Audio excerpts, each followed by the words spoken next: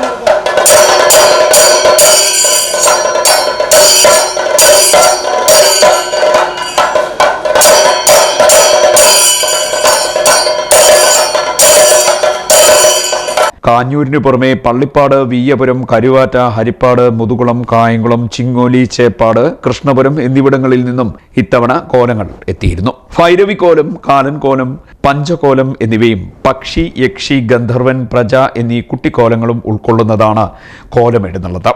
കവുങ്ങിൻ പാള ചെത്തി കവുങ്ങിൻ ചട്ടത്തിൽ ഈർക്കിൽ കൊണ്ട് കുരുത്തോല നെയ്തു പിടിപ്പിച്ച ശേഷമാണ് കോലമെഴുത്ത് നടത്തുന്നത്.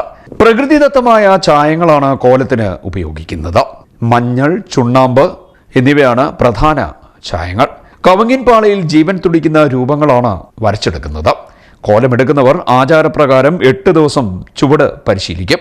ക്ഷേത്രത്തിൽ കൊടിയേറുന്ന ദിവസം പരിശീലനം തുടങ്ങും. പന്തത്തിന്റെയും ചൂട്ടുകറ്റകളുടെയും വെട്ടത്തിൽ താലപ്പൊലിയുടെയും ചെണ്ടമേളത്തിന്റെയും അകമ്പടിയോടെയാണ് കോലങ്ങൾ എഴുന്നള്ളുന്നത്. ഭക്തജനങ്ങളുടെ നീണ്ട നിരയും കോലങ്ങളോടൊപ്പം ഉണ്ടാകാറുണ്ട്. ക്ഷേത്രസന്നിധിയിലെത്തി പ്രദക്ഷിണം നടത്തി കോലം സമർപ്പിക്കുകയാണ് ചെയ്യുന്നത്. വഴിപാടുകാരുടെ വീട്ടിൽ നിന്നും കാൽനടയായാണ് കോലം ദേവീ സന്നിധിയിലേക്ക് എത്തുന്നത്. 10ാം ഉത്സവ ദിവസമായ ഞായറാഴ്ചയായിരുന്നു കോലങ്ങൾ എത്തിയത്. 2 ദിവസവും പുലർച്ചെ 2-ന് എതിരേൽപ്പും പൂപ്പടയും നടന്നു. ഇപ്പോൾ ക്ഷേത്രത്തിലേക്ക് പ്രവേശിച്ചുകൊണ്ടിരിക്കുന്ന കോലങ്ങൾ വഴിപാടായി സമർപ്പിച്ചിരിക്കുന്നത് അനിൽകുമാർ എസ് നായർ ചിറപ്പുറത്ത് സാഹചര്യം മുക്കട, മഞ്ജു പുളിയറ ഹൗസ് എരുവ, ഡോക്ടർ മാധവൻ നായർ രോഹിണി ശ്രീമാധവം പത്തിയൂർ, കൃഷ്ണേന്ദു മകം കളയിക്കൽ പത്തിയൂർക്കാല, ധർമ്മചന്ദ്രൻ തയ്യിൽ പത്തിയൂർക്കാല.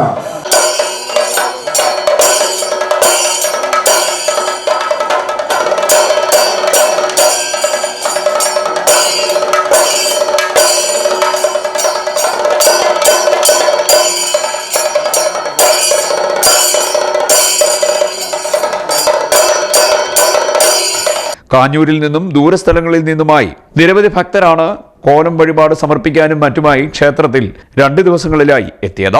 കോലമെഴുന്നള്ളത്തിനോടനുബന്ധിച്ച് വഴിപാടുകാരന്റെ വീട്ടിലും ക്ഷേത്രത്തിലും വിവിധ ചടങ്ങുകളും നടന്നു. CD net news, Kayamkulam.